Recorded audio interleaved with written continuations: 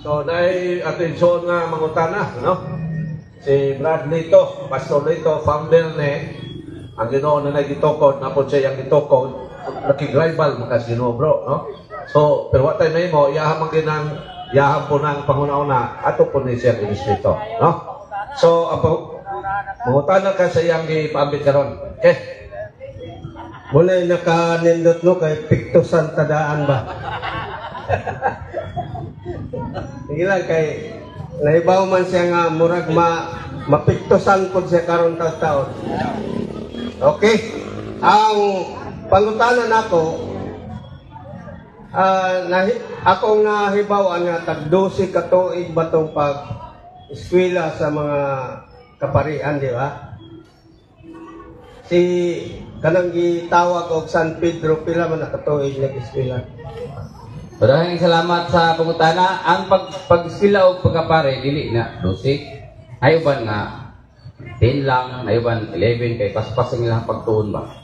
Pero na ko 12. Apo yung nga na. San Pedro pila. So si San Pedro, tumala sa Biblia, si Jesus Christ nanudlo 30 nya, tumala sa history, tulo lang siya katuig. Haya siya namatay. Tulo katuig. So ang pagtudlo ni Jesus Christ sa iyang mga apostoles, tulo katuig. Putana pila katuig siyang nag-eskwela. Sa Biblia, sa Lucas Kapitulo 3, versikulo 23, si Jesus Christ nanudlo 30 edad sa iyang edad.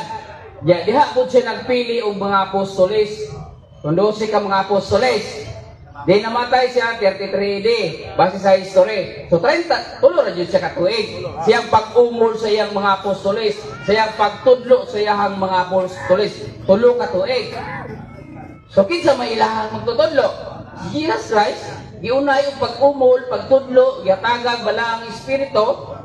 Giunay si Jesus Christ ang pagpadudlo sa iyang mga apostoles. Yun din na basta-basta kay si Jesus Christ mismo mo inanudlo. Mawabit ang itawag siya magtutudlo o guro. O diba? Wa kay salig ni Jesus Christ na siya ay nangunay kung panudlo. Pagpili. So, ang tubag, tulo na katuig. Sunod Jesus may direkta nanudlo. Wa pa may eskwelahan sa una, pa eskwelahon. Manimod San Pedro, pa eskwelahan sa una. Si Lord Jesus mo yung direktang nanudlo. So, o yun kang wala maka-eskwela si San Pedro. kato dahil nagtudlo si Jesus Christ, dili na pag-eskwela. Nangunay na gali si Jesus Christ panudlo, no? Kasasab buhat 4-2-3. O, unsa may pangutana?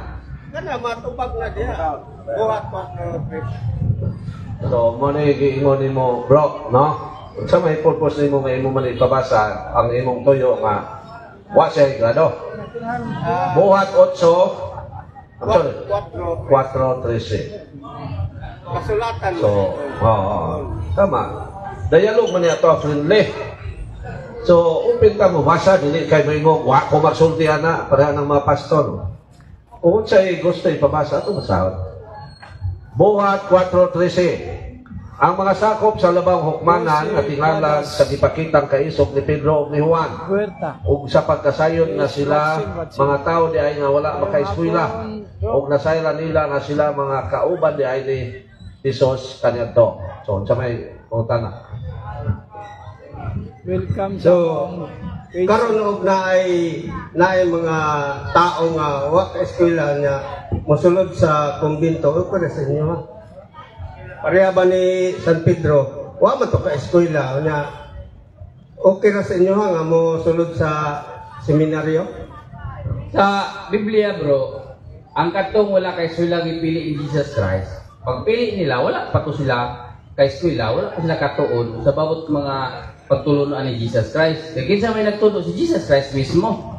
Wala pa pasabot nga pag-ingon nga wala nag-eskwela, si Jesus Christ mismo mo'y nagtudlo nila. Mao'y naghatag nila mismo kanang formation ba, pagtulutan. Pagpili niya, wala pa siya kabalo.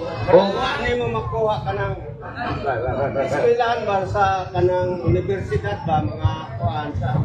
Wala sila ka eskwela sa universidad, pero ang ilang pagtuon labaw pa sa eskwela kay Dios ang nanudlo nila. okay na kung sa panahon ni Lord Jesus, pero karong panahon na, dili na. Kaya wala naman si Lord Jesus, direktang manudlo.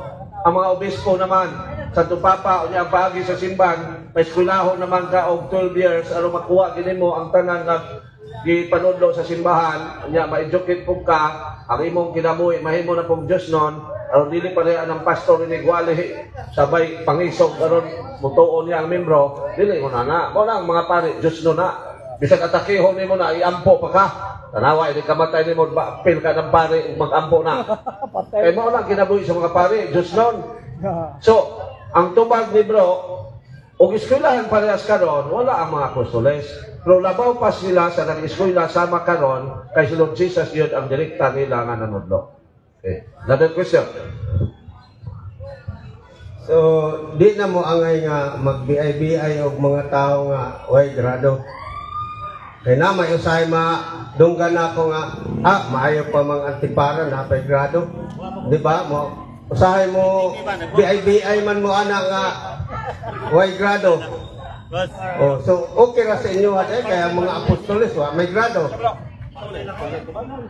Oh, so pangutanan pud nako nga okay ra ba sa inyo nga mahimong pare isang wala grado. Dili. Kaya humalalagi ang time nga si Lord Jesus direktang nanudlo. So, ang simbahan nga iyang itokon, nagtudlo nga, kinanglan ni eskwela yun o 12 years ang gustong mapare. So, sa pagkakaroon, dili na pwede. Kaya kanang mo yung nga may parang di para may grado, wala na, dili na. Nang ubang safety mo sultihan na, pero hinahinay ng diundang na, kay paminsonal man na. Pero ikaw, kay naan naman kas panahon karon di man kasakop sa gitukod sa Ginoo, taas man ka grado o wala gyapon na ibenta ng mawaan kay di man kasakop sa Ginoo. So unsa man na? Juan City 15 o 16. Dayalog ni ato bro pero hait lang kay mo sulti man dita ko no. Pero ug naay time nga angay kang daygon kay pero wa kay way angay idaig nimo kay nagprotesta ka sa gitukod ni Lord Jesus, dili gyud mo daig pero mo respeto gyapon. City 15 16. Gingon din City 15 lagi. Nya 16. Hilabihan ang kahimulong sa kadakuan sa mga liyo, umingon sila. Yun sa manining tawhana pagkaybalo sa daghan kaayong mga butang wala man unta sila siya makaeskwela. Kanatod kay ang gahom sa Dios nagtuban nila. Jesus nitubag. Ang ako gitudlo dili ako kung dili sa Dios nga nagpadala kanako. Tanawa. So, ya unsa may punto din mo diha ron? Ang punto gid nako diri nga ang Dios di ay mas gipaboran niya katong mga giisip diri sa kalibutan nga way hinungdan kanang mga grado way wa ka eskwela way mga kurso ba pero naay kurso kanang kursonada so mora na ilaha kursonada musukol gyud so yun nakaana nga ang Ginoo mismo wa pud ka eskwela ang mga apostoles wa pud ka eskwela unya ang inyong mga obispo tag 12 years unya og muundang gani pagkapare pwede maestro pwede mag-abogado kuyaw lagi mga ineskwelahan sila pero ang mga apostoles mga yano kaayo nga mga katawan sa Dios mga timawa isip nga way hinungdan pero mao'y gipaboran sa Ginoo yung kana so sa Biblia linaw kay sa Biblia nga si Jesus Christ nagpili gyud siya mga apostoles nga wa pay kaayong mga kahibalo about sa mga pagtulunan ni Jesus Christ. So nag-umol siya, nagtudlo siya, gitagaan ganin niya kanang otoridad, tudluan sa tanan niyang mga kasuguan gihatag niya diya sa iyang simbahan. Karon ang pangutana, kinsa na may mutudlo? Si Jesus Christ ni kayat sa langit. Mo na indot nga pangutana. So kinsa na may mutudlo karon nga nano nag-eskwela?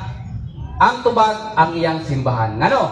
Tungod sa Kolosas 1:18, ang simbahan lawas ni Kristo. Unya ang tanan niyang authority, ang tanan niyang kasuguan, gi-interest niya sa iyang simbahan, gihatag niya sa iyang simbahan, ug ang simbahan giubanan sa balaang espiritu. Ingon ini.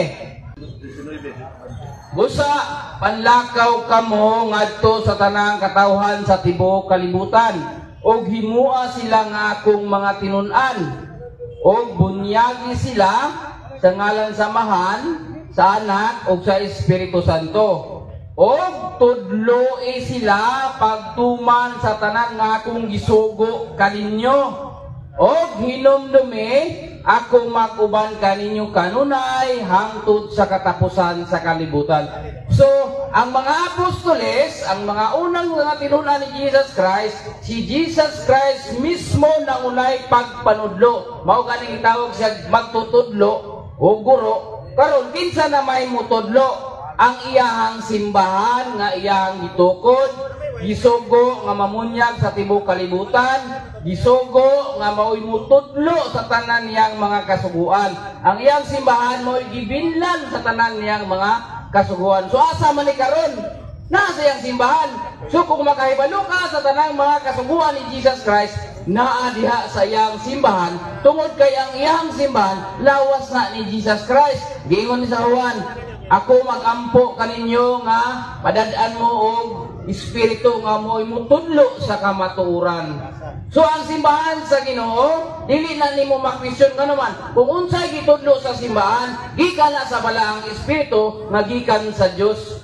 Ang question kadang inyong asa nagikan.